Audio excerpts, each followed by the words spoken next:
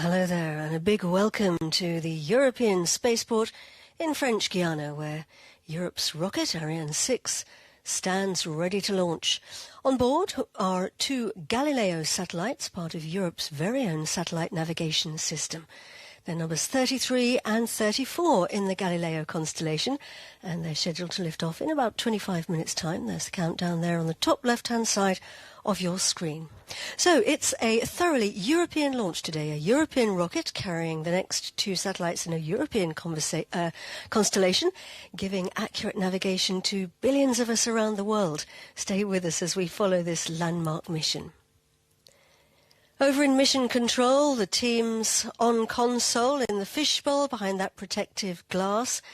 And we are actually in our commentary box looking down over those operational teams. I'm Katie Haswell, and joining me is our rocket expert from Ariane Space, David Iranzo-Grace. Thank you very much indeed, David, for being with us. Thank you. Great to be here. David, how's everything going? So far, so good.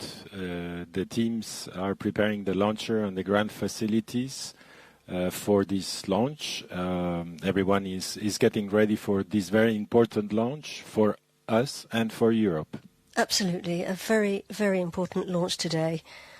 And we've got quite a long journey ahead. It's going to take about 4.5 hours to deliver and check the health of our satellites. David and I are going to be with you the whole time.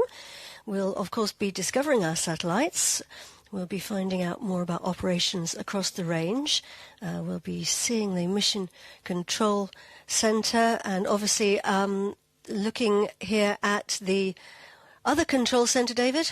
Yes, the Launch Control Center, the CDL3, where the teams are closer to the pad, and these are the teams responsible for the operations on the rocket and the launch pad.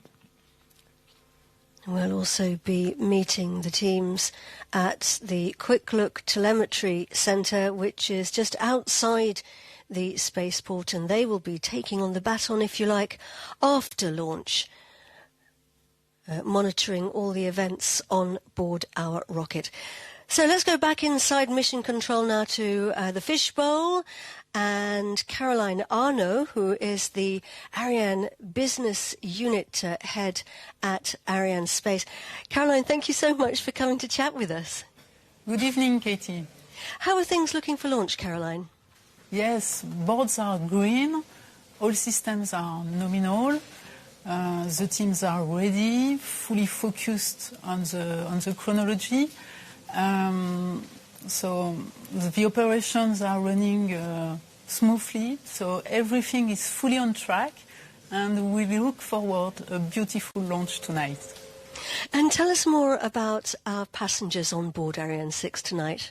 So on board tonight we have two Galileo satellites, SAT-33 and SAT-34. They are part of the 14th operational launch in Galileo program. Galileo is Europe's own global navigation satellite system. It is the world's most precise positioning system, and it currently provides services to 4.5 billion of users all over the world. That's a lot of users. And as I said earlier, Caroline, it's a thoroughly European launch, isn't it? Yes, by launching tonight two Galileo satellites for our key partners, ESA, European Commission and USPA, we are reinforcing Europe's own navigation system and also Europe's independent access to space, which is a key commitment for Ariane Space. And it's also a very important launch for Ariane 6, Europe's rocket. Yes. Ariane 6 is off to an incredible start with 4 successful launches and the launcher available today on the launch pad. In less than 18 months, it is the fastest ramp-up ever for a heavy lift launcher. Well, that's very, very impressive. Caroline, thank you so much. Thank you. And best of wishes to you and the teams. Thank you, Caroline. So we are scheduled to lift off in just under 21 minutes, David. What's going to happen after that? So tonight Ariane 6 will lift off towards the northeast, targeting a 54-degree inclination orbit. It will be powered by its main cryogenic engine and the two solid propellant boosters. These boosters will be separated 2 minutes and 15 seconds after launch, followed a bit over 1 minute later by the fairing separation once the launcher has left the Earth's atmosphere. The launcher will then continue its ascent up to 7 minutes and 39 seconds when the main stage will have finished its job, and the onboard computer will command the shutdown of the Vulcan engine and the separation of the main stage. A few seconds later, the Vinci upper stage engine will be ignited for the first time, and it will burn for about 11 minutes, putting the launcher in a transfer orbit towards a medium Earth orbit. We will then have a long coasting phase, around 3 hours and 20 minutes, going up to 23,000 kilometers. And once we have reached this altitude, the upper stage will be reignited for almost 2 minutes, injecting the satellites into their final circular orbit, where they will be separated. The satellites will then start their autonomous operations, and the upper stage in parallel will be passivated. So lots to come. And once they're on their orbit, it's going to take a few months for the satellites to be commissioned and readied to start their job. And it's an important job. Every time you order a pizza delivery, book a ride on a taxi app, or transfer money with your online banking, you are using global navigation systems. I think we don't always realise quite how important satellites are in making our everyday lives run smoothly. We've all got a little bit used to navigation, I think, in recent years. But Galileo is Europe's own satellite navigation system, and with more than 30 satellites in orbit, it provides highly accurate positioning, navigation and timing services to billions of us, as Caroline was saying. Yes, it is reliable and precise, and very importantly, it is independent. So Galileo strengthens Europe's autonomy in space. Today, satellites 33 and 34 are scheduled to join the constellation to ensure the continuity of the service and to improve the robustness of Galileo by adding spares to guarantee that it can provide navigation services 24/7. And today is the 14th time that batches of Galileo satellites will have launched into space, but it's the first time that they'll be riding on board Ariane 6, and she's going to take them all the way to just under 23,000 kilometres above our Earth. Let's find out more about them.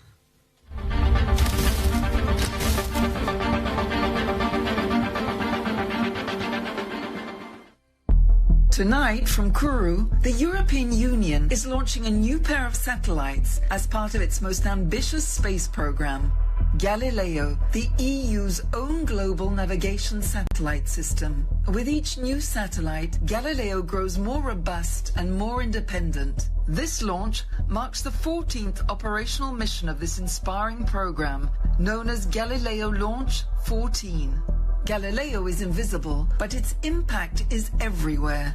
It is the world's most precise navigation system, serving over 4.5 billion smartphone users around the globe since it became operational in 2016. Whether you are checking a map, making a digital payment, synchronizing a network, or calling for help, Galileo, in the background, keeps your daily life running smoothly. At sea, Galileo satellites keep vessels on safe routes. In the fields, it guides tractors with centimeter-level precision. On the ground, it supports emergency services. For everyone, every day, Galileo turns a vague location dot into a position you can trust. Behind that reliability lies an architecture built for performance. Galileo is operated by the EU Agency for the Space Programme, EUSPA, and managed by the European Commission. Since its inception, the European Space Agency has been leading the design, development and qualification of the space and ground systems, as well as producing and carrying out launches. Galileo full operational capability satellites carry ultra-precise atomic clocks.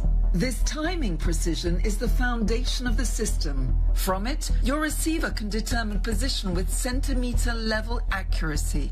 This new duo also broadcasts multiple frequencies at the same time, boosting resilience against interference. Aboard Ariane 6, Galileo satellites 33 and 34 will join in about 3 months, a constellation orbiting more than 23,000 kilometers above Earth. Each spacecraft is a small piece of a larger ambition, that Europe continues to maintain an independent navigation system designed for global users who rely on stability, accuracy, and trust. In a world shaped by instant communication, navigation is a pillar of our daily life, our society, economy, and safety. And that is why this mission matters. Each Galileo satellite added strengthens a system that supports modern life in ways we rarely see, but constantly depend on. Galileo continues to grow, quietly building a future in which Europe navigates with confidence. And today we're launching the 2 first-generation satellites, but the next generation is soon to follow, isn't it? Yes, after tonight there will be 2 additional Ariane 6 launches with Galileo first-generation satellites, which are built by OHB in Germany. And the second-generation Galileo satellites is now in preparation. Satellites are being designed and manufactured by Airbus Defence and Space and Thales Alenia Space. And these new and more powerful satellites will be launched 2 at a time, stacked on top of Ariane 6. 14 minutes to launch. Back in mission control, all the status panels are green. And do you want to talk us through what the systems are? We're looking here at the teams here in the mission in the fishbowl. These are the ESA teams following the satellite. The status panels, David, we are looking at 3 different systems, aren't we? Oh, and actually, quickly, just let everybody know, this is the flight desk. Yes, here we have the management teams of Ariane Space and Ariane Group that are following the launch. So talk us through the status panels. So yes, we have 3 main systems across the base. The launcher with its ground systems, what appears as Ensemble de Lancement Lanceur. We have the satellites, of course, the Galileo satellites, and a third group, which is the range, which includes the telemetry, radars, weather, and safety systems that are needed for the launch. And all of those need to be green, of course, for a launch to go ahead. So we were mentioning earlier we have another control centre, launch control, very close to the pad. What are the teams in here doing, David? Yeah, the Launch Control Center, or CDL3 as we call it, it's a concrete bunker that's 5 kilometers from the launch pad. And these are the operations teams. They are sending the commands to the launcher and to the launch pad systems, turning the launcher avionics on, filling the propellants in the tanks, pressurizing the tanks and opening valves, doing all the planned checks that we need to do before we go for launch. And also, right next to them, we have the engineering teams who are closely monitoring all these operations. They are making sure that all the parameters, here they are, that all the parameters are in the specified ranges in terms of temperature, pressures, electrical currents. And they also have the support of teams back in Europe who are there to help in case of need. Very important that as many people as possible on the job, and of course teams in Europe seeing a mirror of that data coming in. The final weather check's coming up in about 1.5 minutes. Obviously the weather's important. All the conditions must be right for a launch to go ahead. And the European Spaceport is on the Amazonian coast of French Guiana in South America, so we do get a lot of rain. And actually, it has been the beginning, really, of the raining season recently, hasn't it? Yes, we've had some rain these past few days, but yes, rain is not the problem. We need to monitor a couple other things. One of them is the high altitude winds between 10 and 20 kilometers. We need to make sure that wind speed and direction are within a certain limit in case of problem during the launch. And also we need to monitor the lightning risk. During the ascent, we need to avoid any lightning on the launcher. On the ground, we have the lightning masts that protect the launcher. And we have a weather station here at the spaceport. How do they actually monitor the weather? What do they use? So there are predictions that are made, very accurate predictions, and they use, for example, the balloons that we see here, which carry sensors into the upper atmosphere, sensors that measure temperature, pressure, humidity, and these elements are taken into account in the prediction models to have accurate wind predictions and lightning predictions. And the boards have remained green. The weather status panel is green, so that's a good sign. That means that we are go for launch when it comes to the weather. Teams have been working here at the base now for some time preparing. What have they been doing, David? So the elements of the launcher arrived on the canopy boat that you see here, a new hybrid boat using sails for its propulsion. The elements of the launcher arrived in August. They were transported to the spaceport by road to the horizontal assembly building, where we have the assembly of the main and the upper stage horizontally, the mechanical mating, and then the checks, electrical checks. Once this is done, the whole central core is transported to the launch pad, which is 800 meters away, using these automated vehicles. Once the core is on the launch pad, it is put in vertical position, and then it is hoisted and put on top of the launch table. Once this is done, the boosters come to the launch pad as well, and everything is assembled together. On the passenger side, the Galileo passengers arrived in French Guiana on November 6th, just over 1 month ago. They were prepared during 4 weeks. They were fueled, checked, and then they were integrated around the dispenser, which is the golden structure that you see here. So the two satellites were attached on it, and then they were transported to the encapsulation building, where the satellites and the dispenser were integrated on top of the launch vehicle adapter that you see here, and then the fairing was put around it. And once this was done, the whole structure was ready to go to the launch pad. So it was transported there just a few days ago, and then it was put on top of the launcher, where the final connections were made and the final checks were made in preparation for the launch today. And now here we are, 7 minutes and 32 seconds to launch. But the final countdown actually started over 8 hours ago, and there have been lots of different operations during that time. Do you want to run us through some of the highlights? Yes, the countdown started, in fact, even 11 hours ago, but the main event was the removal of the mobile gantry, which happened 8.5 hours before the launch. After that, the propellant lines were flushed to get rid of any leftover humidity, and then the lines were cooled, and the start of the fueling of the tanks began at that point 5.5 hours ago, 5.5 hours before launch. And in parallel, there have been electrical checks, armings of the pyrotechnic systems, and we on the launch base site, we had the telemetry and radars being ready for launch. So now we are in a stable situation, and we are waiting for the start of the synchronized sequence, which will take place in a bit over 1 minute. Nice shot there of the whole pad. We can see the lightning towers that you mentioned there, David.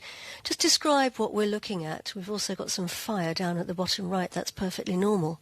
Yes, that's right. That's what we call the hydrogen pool, where the excess hydrogen is being burned But yes, as you say, that is totally normal. And we can also, you can't really see them very well, but at the bottom of the right and left of your screen back there, you could actually see what we call the calno, which are the exhaust, big blocks of concrete where the exhaust will come out. Getting close now to the 1 minute mark. Everybody looking at these screens here in the Mission Control Center. The Range Operations Manager today is Raymond Boyce, and he's going to be calling out all the major milestones during the launch. And it's Jean-Frédéric Alazin. In fact, I made a bit of a mistake there. My apologies, Jean-Frédéric. So he's in charge of coordinating the launch base systems during the final countdown. And as I said, he'll be calling out all the major milestones.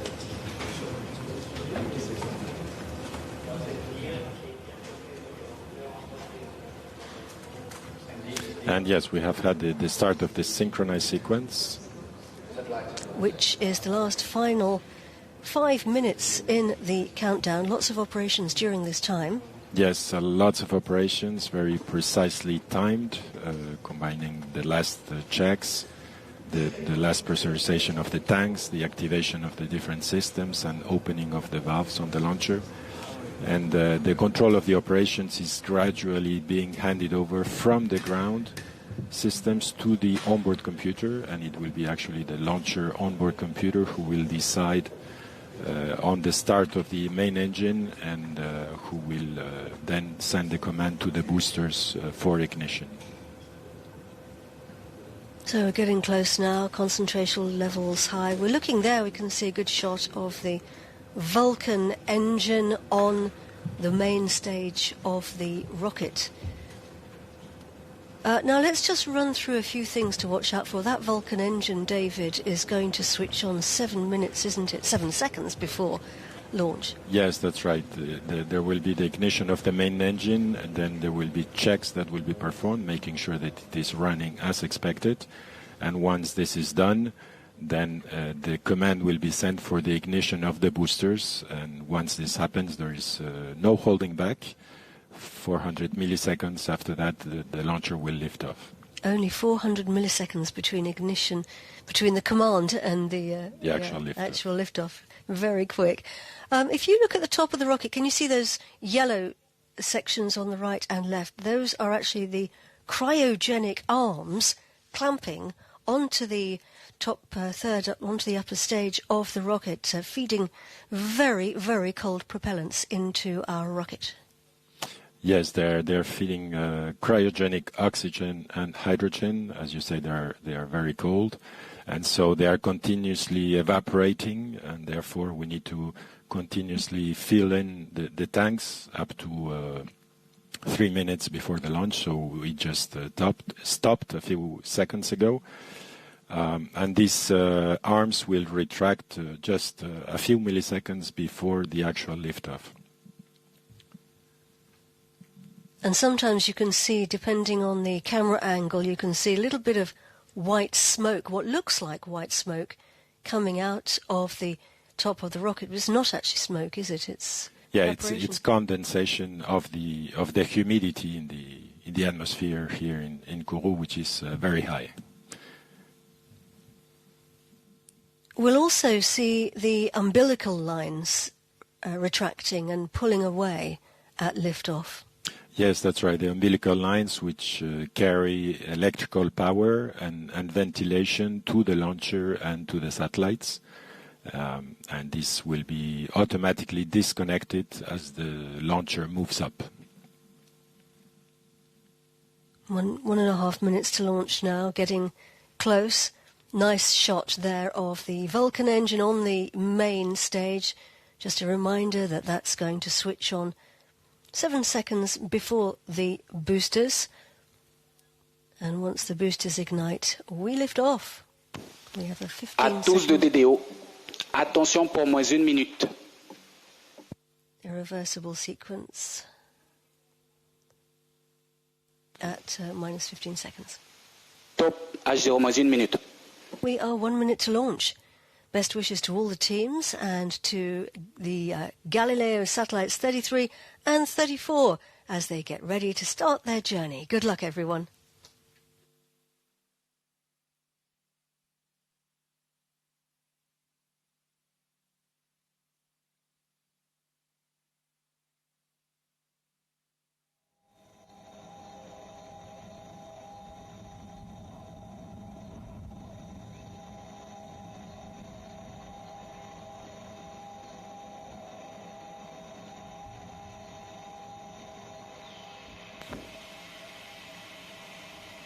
À tous de DDO, attention pour le décompte final.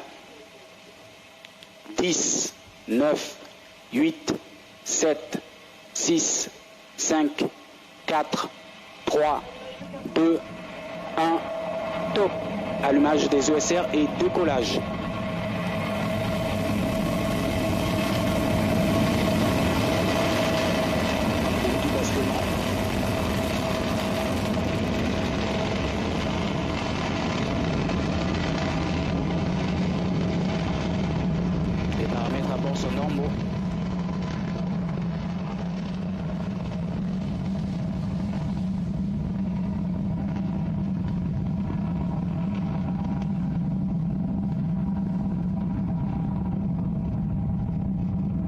Trajectoire nominale, les paramètres à bord sont normaux.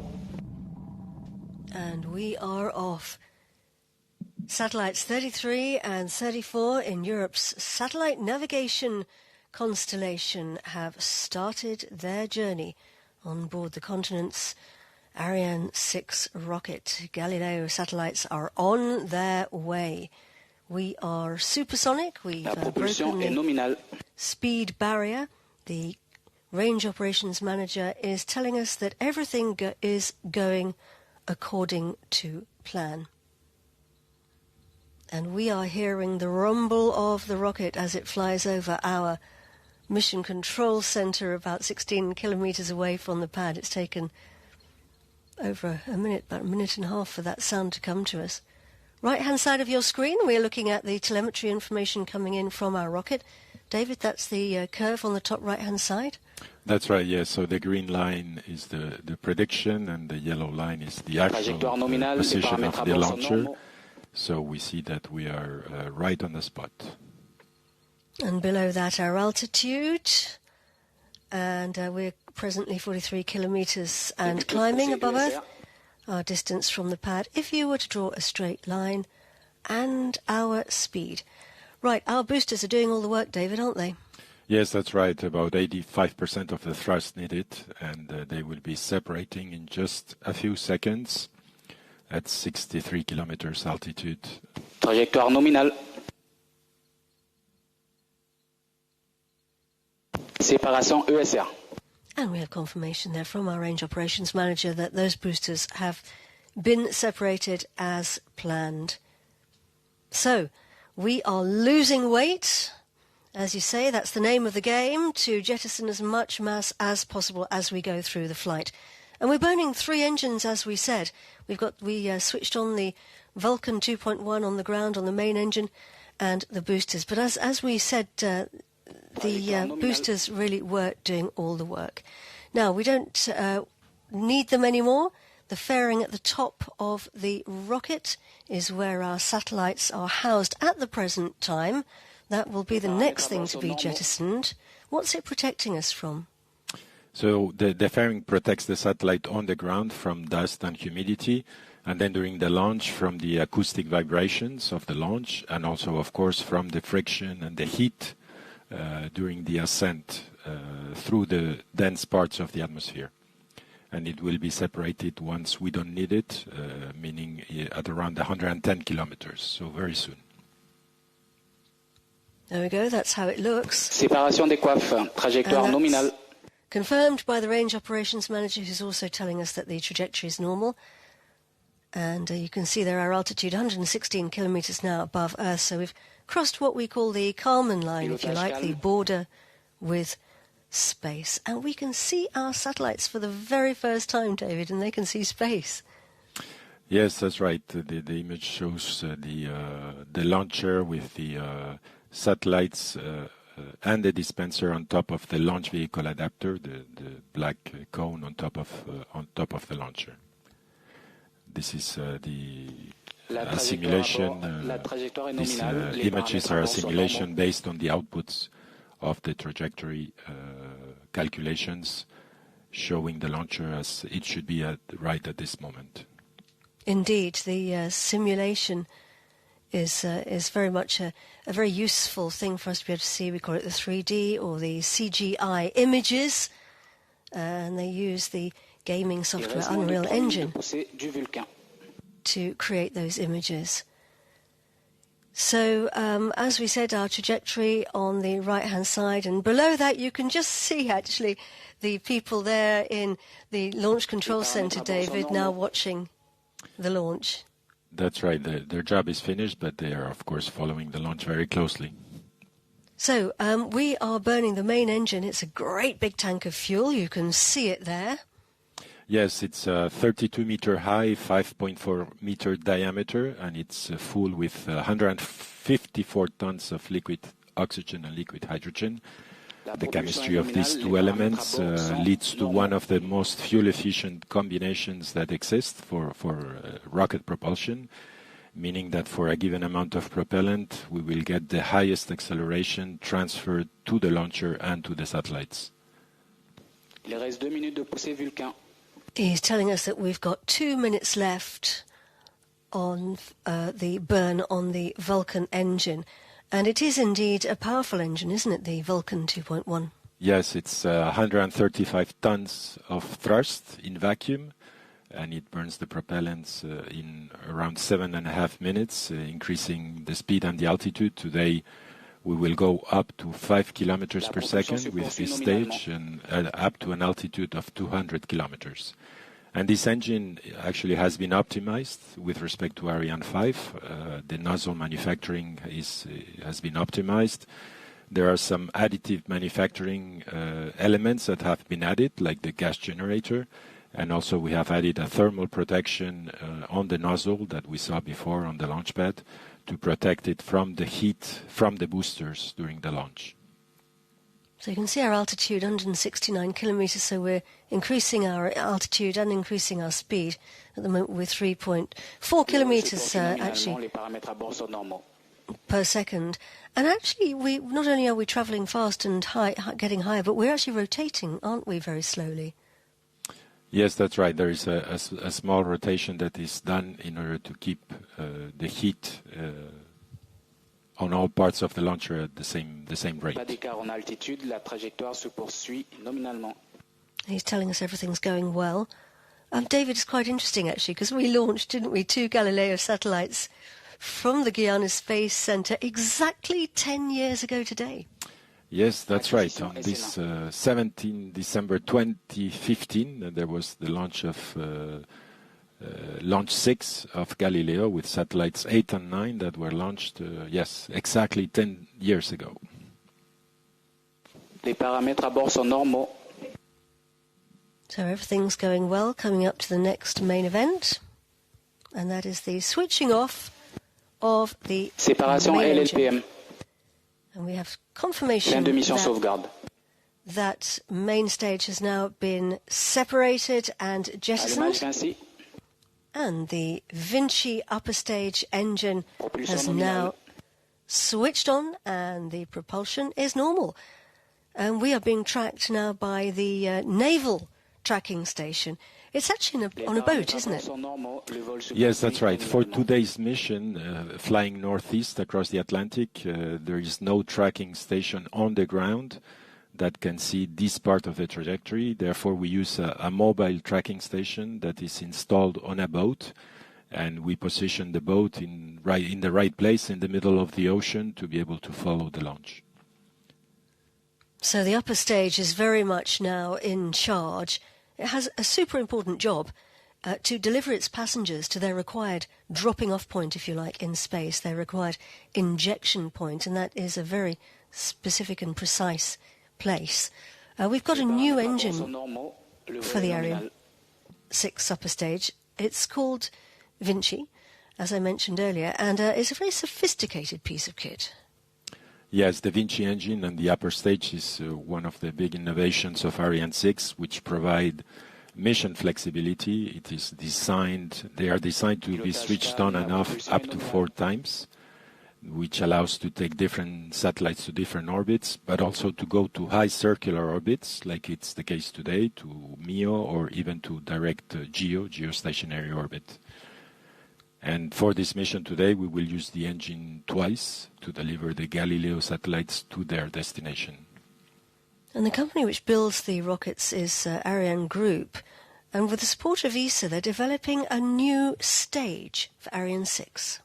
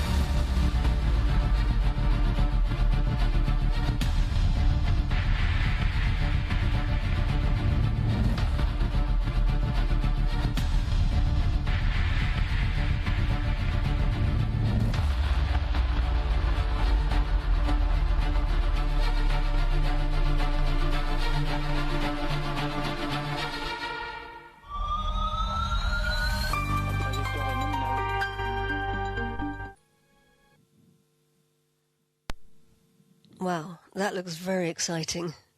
Yes, Astris will give Arianespace the capacity to perform even more complex missions on Ariane 6. Even more flexibility, so that's really good. 13,000 or so people across Europe are involved in creating Ariane 6. That's what you call teamwork. One of those companies makes the pyrotechnics for separating the sections. They're called Pyro Alliance.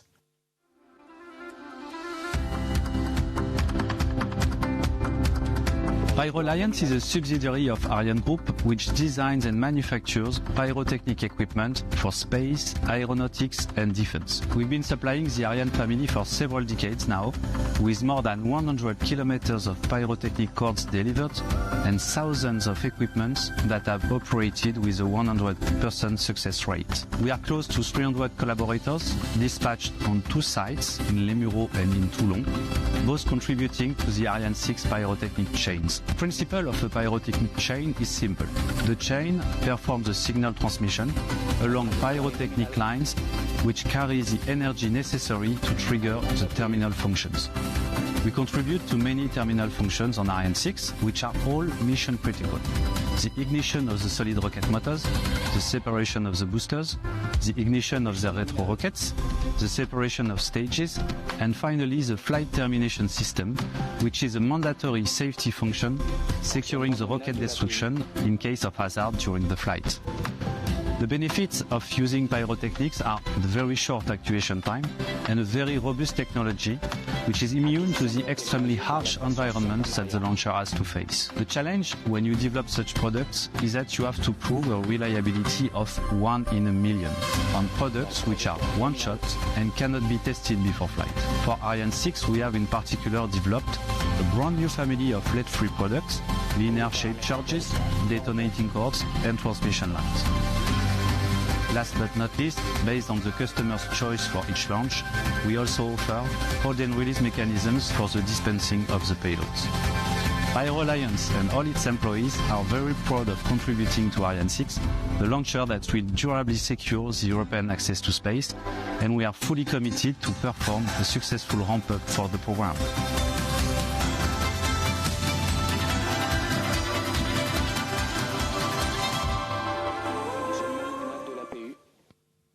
Pyro Alliance doing some really important work there. And during that film, we locked onto the signal at the Santa Maria tracking station. That's in the Azores. The 9 volcanic islands, actually, in the Atlantic, isn't it? So our flight path, David, takes us northeast, you were saying? Yes, we are going northeast over the Atlantic, in fact, very close to the airplane route that flies from Paris to French Guiana. And we will soon be flying over Europe and then down through Central Asia and Australia. And the rocket talks to us. It sends us a signal to the tracking stations as it flies over, and they then collect data about how things are going on board, and they relay those data to the Quick Look telemetry team. Yes, the CVI team... they are collecting real-time data, which the launcher is sending through the different tracking stations. And this data includes the status of the engine, the trajectory, and the flight control. And they are comparing this live data from the rocket to what has been predicted. And this allows them to continuously analyze the behavior of the launcher and confirm that everything is going as expected. This is the information we are getting regularly. And of course, they will also be able to confirm once the satellites have been separated in their final orbit. And the range operations manager is listening in on their comms loop. And once they've confirmed major events, he's then able to call those confirmations out to the rest of us here at the base. Let's take a quick look again at our telemetry information coming in on the right-hand side, David. We're travelling fast. Yes, we are now close to 9 kilometers per second and with an altitude of 150 kilometers. And the range operations manager is telling us that everything is going normally and according to plan. Now we have we're travelling faster and faster and faster. We need to be climbing higher, don't we, later in the flight and really climbing up into space. We've got a long way to go. We've got to go quite high today. Yes, that's right. We will be climbing. We will be picking up speed and then climbing up to a high orbit, close to 23,000 kilometers. And we're looking here at the satellites attached to their dispenser. That's the gold structure in the middle there between the two satellites. Yes, that's right. It's it's a composite structure. It's a dispenser similar to the one that was previously used for Galileo launches on Ariane 5 and on Soyuz. And it has been, of course, adapted to Ariane 6. And this structure includes the hold and release mechanisms that keep the satellites attached during the ascent, and that will gently separate the satellites once they reach their final destination. We are now at an altitude of 165 kilometres and climbing. We've travelled quite a distance, 5,222 kilometres across. If we were to fly across our planet, that's the distance that we've flown, and we're now, heading up to 9.62 kilometres there per second in speed, which is something above, I think, 28,000 kilometres an hour. So we are going fast, and we've had confirmation there. We are coming up with the... I thought I heard confirmation of the extinction of the Vinci at the stage. And that's how it looks up there. Okay. And he's also telling us that the APU is functioning normally, and the first major step, therefore, has been accomplished in reaching the desired orbit. We're now coasting without our engine. Why do we switch it off now, David? Well, we have reached the necessary velocity, and Ariane 6 is on an elliptical orbit around the Earth now. At its closest point, what we call the perigee, the rocket is about 150 kilometers above the Earth. And at its farthest point, what we call the apogee, we will reach close to 23,000 kilometers, the altitude of the Galileo constellation. Indeed. And I do believe that we are flying and heading towards Europe there. I can see the UK, and I can actually see the lights of London emerging. I can just see the sort of west coast there of the UK, Wales, and beautiful Devon and Cornwall. That's my home country, so it's nice to fly over and say hello to everybody in the UK. Let's turn our attention now to our satellites. He's telling us that everything is functioning completely normally. Now, the European Space Agency is responsible for carrying out the Galileo launch, along with Ariane Space, and as Galileo's prime and design authority, ESA has guided the program from its earliest days.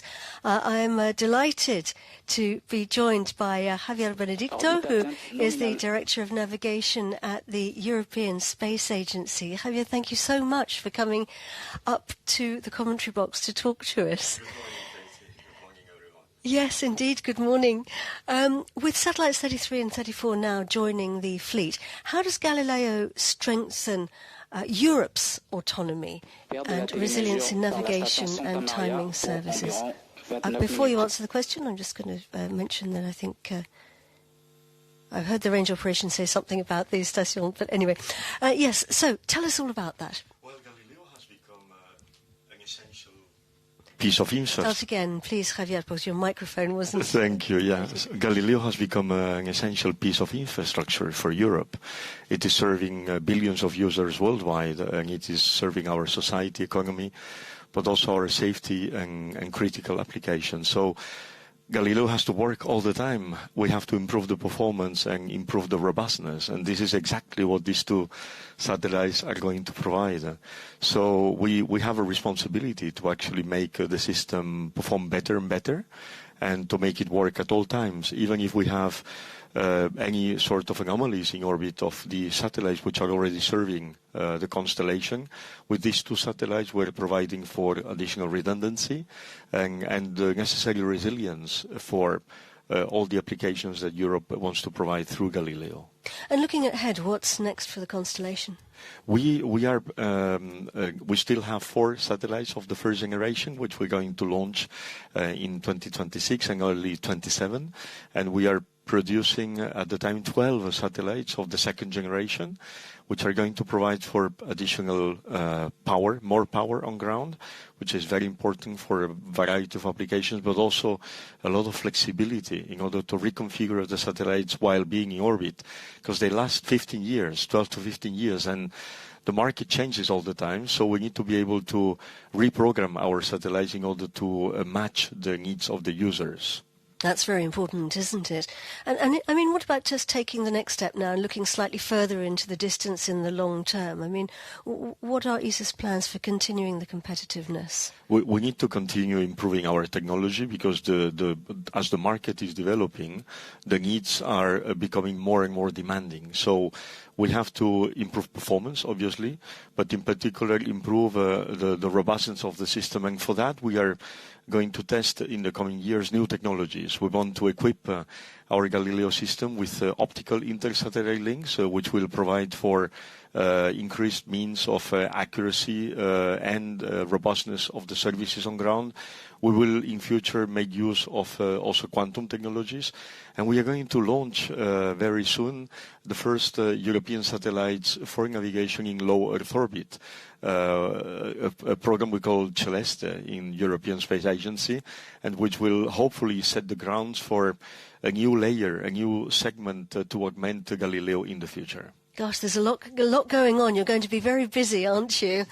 Listen, thank you very much indeed, Javier, for coming and telling us all about that. And best wishes now to you and all the teams for the next phase.